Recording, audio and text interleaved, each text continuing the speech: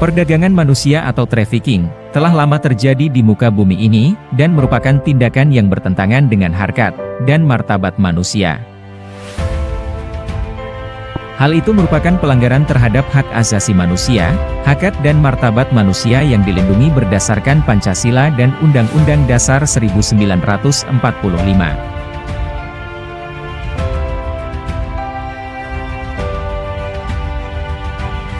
Di masa lalu, perdagangan orang hanya dipandang sebagai pemindahan secara paksa ke luar negeri untuk tujuan prostitusi, kerja paksa secara ilegal yang berlangsung lama. Penyebaran kasus trafficking hampir merata di seluruh Indonesia, baik di kota-kota besar maupun di pedesaan. Perempuan dan anak adalah kelompok yang paling banyak menjadi korban trafficking, dan hal ini akan mengancam kualitas penerus bangsa, serta memberi dampak negatif bagi bangsa yang mengalaminya di mata dunia.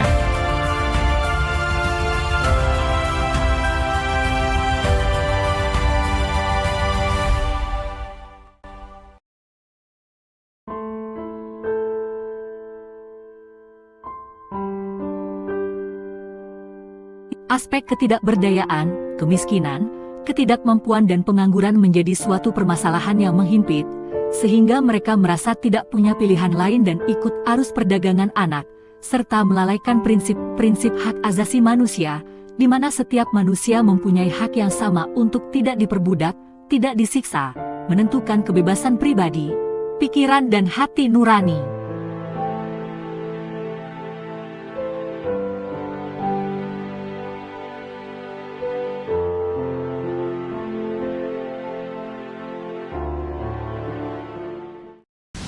Dan tadi Pak Benny Ramdhani itu melapor kepada Presiden, pada 1 tahun saja mayat yang pulang karena TPPO itu mencapai 1.900 orang lebih.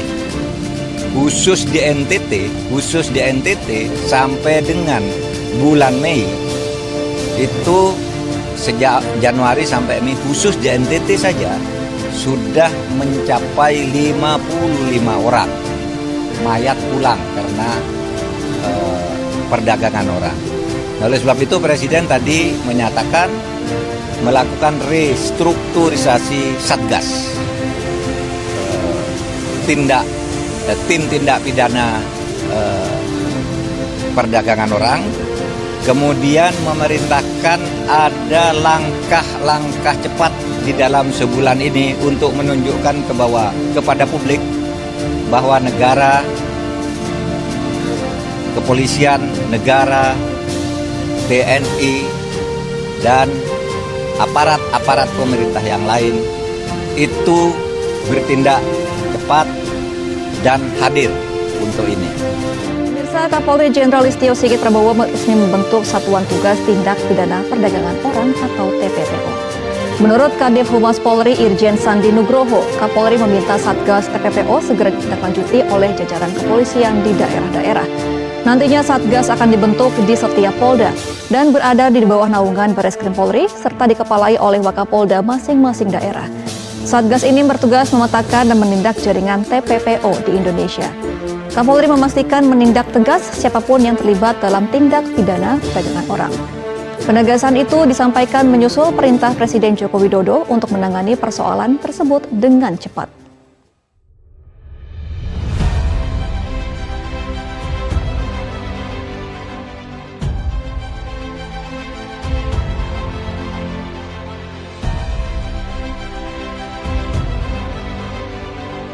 Menindaklanjuti instruksi Kapolri, di bawah kepemimpinan Kapolres Grobogan, AKBP Dr. Dedi Anung Kurniawan SIK MSI, segera membentuk Satgas TPPO di tingkat Polres Grobogan, dengan melibatkan berbagai fungsi di dalamnya, yang didukung dari polsek jajaran dan instansi terkait. Berbagai upaya yang telah dilakukan Polres Grobogan dalam mencegah TPPO di wilayah Kabupaten Grobogan, yaitu upaya preemptif, preventif dan represif. Dalam upaya penegakan hukum, 2 kasus TPPO berhasil diungkap Satgas TPPO Polres Grobogan.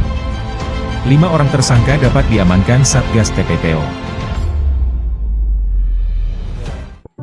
Assalamualaikum warahmatullahi wabarakatuh. Saya selaku korban dari tindak pidana perdagangan orang mengucapkan terima kasih kepada Bapak Kapolres Grobogan dan Bupati Grobogan karena telah merespon dengan cepat laporan yang kami buat sehingga pelaku tindak pidana perdagangan orang tersebut telah tertangkap dan saya bisa berkumpul dengan keluarga saya lagi.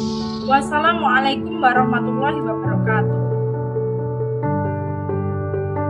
Upaya lain yang dilakukan Polres Grobogan yaitu membentuk kampung tangguh anti perdagangan orang yang berada di Desa Kemloko, Kecamatan Godong, dan akan di-launching Ibu Bupati Grobogan.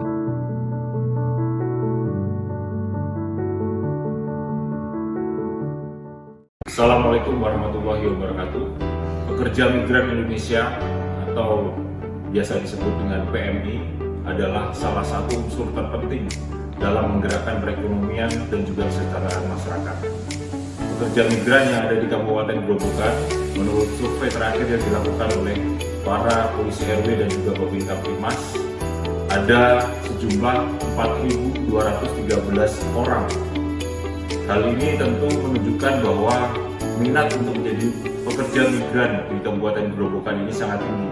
Dengan tingginya minat warga Grobogan untuk menjadi pekerja migran, maka ini tidak mudah bagi pengawasannya dan juga merupakan titik rawan terjadinya korban perdagangan orang. Oleh sebab itu, maka Polres Grobogan menginisiasi untuk membentuk Kampung Tangguh Anti Perdagangan Orang. Kampung Tangguh Anti Perdagangan Orang ini dibentuk atas dasar swadaya dan dilaksanakan dengan cara pengawasan terpadu dan juga kolaboratif antara unsur-unsur dan stakeholder terkait, dari mulai tingkat terkecil, RT, RW, desa, dan juga dinas-dinas terkait. Di dalam Kampung Tangguh Anti Perdagangan Orang ini, kita bentuk posko di balai desa untuk mempermudah akses oleh masyarakat sekitar. Di dalam posko ini terdapat papan informasi dan juga informasi-informasi lain yang dibutuhkan terkait dengan pekerja migran, termasuk nomor pengaduan. Dengan dibentuknya Kampung Tangguh Anti Perdagangan Orang ini diharapkan masyarakat dapat terbantu untuk mendapatkan informasi apabila keluarganya yang menjadi pekerja migran di luar negeri ada permasalahan, dan juga menjadi posko untuk informasi apabila masyarakat ingin menjadi pekerja migran yang legal. Ini adalah sebagai salah satu upaya Polres Grobogan untuk mencegah dan meminimalisir korban perdagangan orang. Ini adalah juga wujud dari Polres Grobogan hadir di tengah-tengah masyarakat untuk memberikan solusi. Mari kita lindungi pekerja migran kita supaya lebih berdaya dan sejahtera. Terima kasih. Wassalamualaikum warahmatullahi wabarakatuh.